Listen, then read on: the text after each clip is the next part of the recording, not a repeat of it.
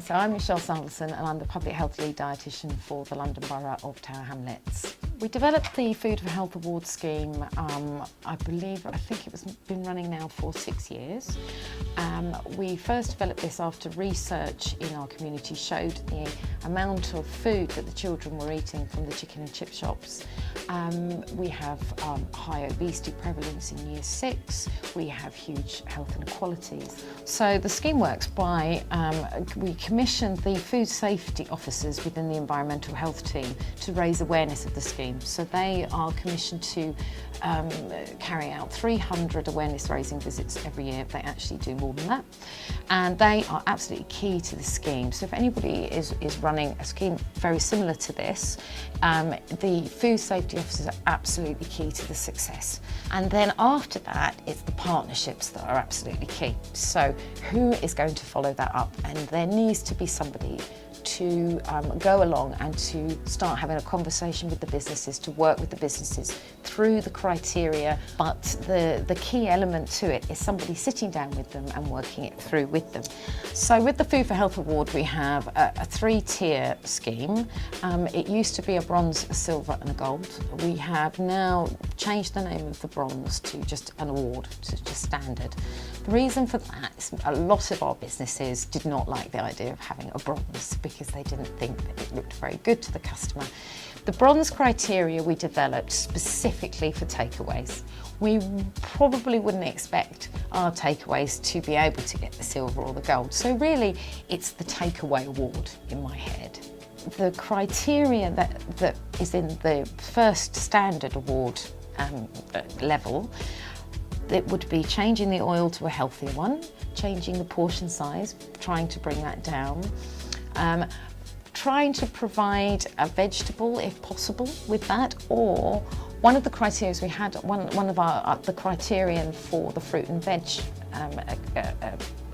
sort of standard, we now know doesn't really work, which is having a fruit bowl or something on the side. It really doesn't work. So we've changed tack with that, and we have another project called the Buy Well scheme, which is increasing the amount of fruit and vegetables, fresh fruit and vegetables at a good price in our corner stores. So our idea now is that the business can promote their local Buy Well store, and that would fulfil the criterion for improving the fruit and veg consumption in the community.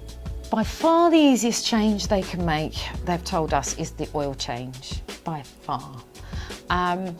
With the shaking out of the fried food, you need to really keep motivating them, keep going back and keep reminding them to do that. The salt shakers, these are reducing the number of holes in the top of a salt shaker, and we've been handing out free salt shakers. Some of the boroughs running the healthier catering commitments have also given out these free 5-hole salt shakers. Another key factor that the businesses really want, if they're going to be engaged with the scheme, is promotion. They want to be promoted. They want us to tell people that they should be eating at that chicken and chip shop, not that one, if that's what they're going to do. Ideally, we wouldn't like them to eat a chicken chip shop, but if they're going to, then we want to direct them to one that's made healthier changes. What's quite interesting when you talk to our businesses who run chicken and chip shops or kebab shops or other takeaways selling food that's just very high in fat and salt and sugar, is that they are parents, they are residents, they are the community, and they are very concerned. But a lot of the time they don't really know how to go forward and what to do, because this is their business and it's also providing income for their families.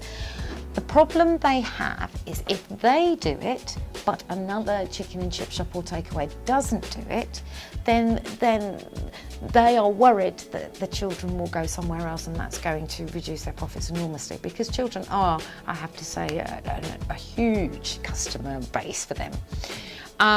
They are really willing, they really want to, they really are worried, vast majority we speak to. So it has to be a level playing field, and I personally think that if we could get all of the chicken and chip shops in the kebab, or the vast majority on board with it, it would work brilliantly, is my feeling, because I think they would be engaged. And particularly if they were able to reduce the portion by quite a bit, but only the price by a little bit, that might be that that's actually going to be increasing their profits.